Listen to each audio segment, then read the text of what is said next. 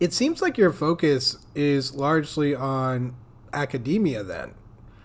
The academic literature, how people are teaching it, how people are analyzing it, how people are speaking on it, um, how people are interacting with the literature, which would, you know, be the author's responsibility, and I guess whoever's promoting these pieces of literature or teaching classes on the pieces of literature.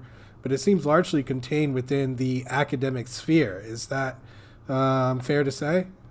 No, because if you know so the theory of racistness that we're discussing was rooted in academia, but I came to that place in combination with what I recognized and observed and learned was happening in the real world, right? Not like academia is not in the real world.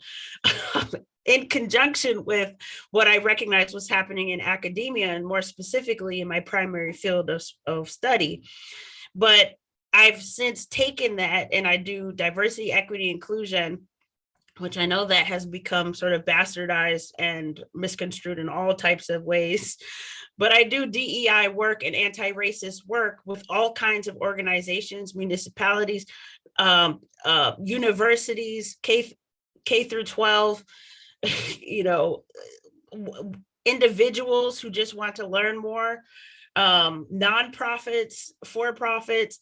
So increasingly, my theory of racistness is getting traction and having and showing its practical appeal, if you will, or its practical application, which to me means that it's not even primarily a sort of academic endeavor, though I do believe, and I'm going to be biased because I'm in academia and I've always believed in the power of education. So this is just how I feel about it. But I do believe that academia does have a deep impact on what happens in society.